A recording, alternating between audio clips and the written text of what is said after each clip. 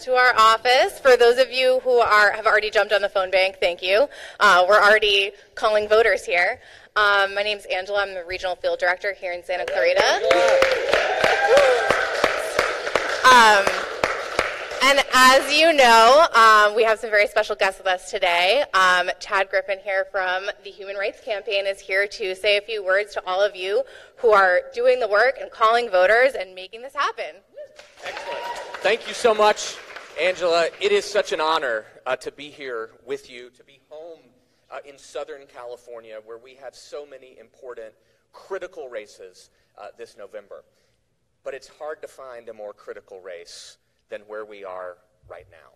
It's also hard to find a race where the contrast between two candidates could be greater. On the one hand, we have someone who has fought her entire career for a community. A lifelong community leader, a public servant, and someone who has fought for everyone equally and wants to represent everyone in this district. Meanwhile, her opponent is an extreme, far right politician who does the bidding of Donald Trump and Mike Pence. Does not look for issues that voters have in common. Doesn't ask the question, how could he bring people together to solve problems? That's not what he does. He leaves this district, he goes to Washington, and time again, he votes against common sense issues. He votes against fairness. He votes for discrimination. He opposes the Affordable Care Act. He wants to deny the people of this very district access to affordable health care. And what I find most outrageous of all is that he voted against a ban on conversion therapy, which is otherwise known as child abuse. There is a loud, bipartisan chorus of politicians all across this country that are standing up, voting against and banning this horrific practice. Not him. He's with the extreme far right, and he does exactly what they tell him to do. The stakes could not be higher. Now, after the 2016 election, I know a lot of us woke up the next day wondering if we could have made one more phone call, knocked on one more door, donated one more dollar. That cannot be the case this year.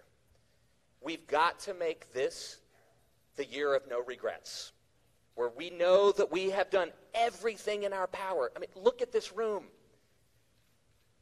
This is what the other side fears. They don't have this grassroots support. They don't have you volunteering your time, talking to voters, knocking on doors. This is how we win. This is how we restore dignity to the United States Congress. So let me ask you a few questions, California.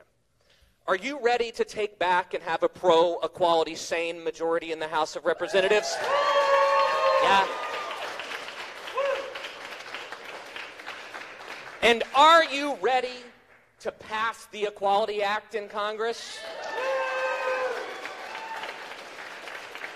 And are you ready to make Katie Hill the next member of Congress from the great state of California? Join me in welcoming her. Well, thank you.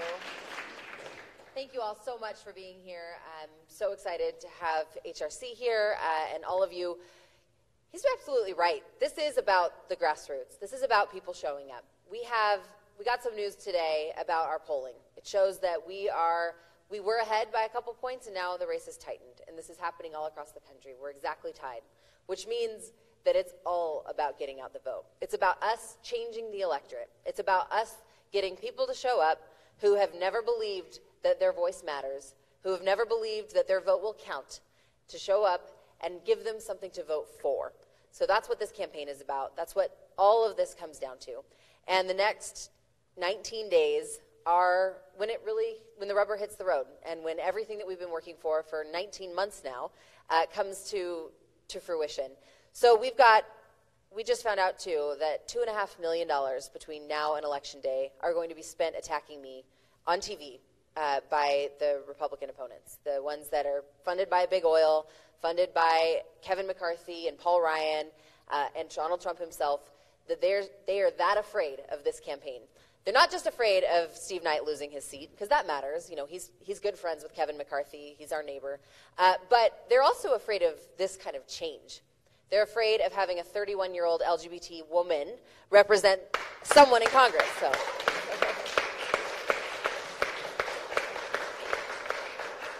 Because what happens if we flip this seat, and if we flip seats like this all across the country, is that we start to change things. We start to make sure that all people have the same rights, and that equality across the board matters and is so fundamental to who we are as a nation. And we start to change things on healthcare. We start to change things on housing. We start to change what the future of America really looks like, and it means that the power dynamics are shifting. That's what they're really afraid of. So let's make them afraid. Let's make this happen. Let's win this thing. Thank you so much.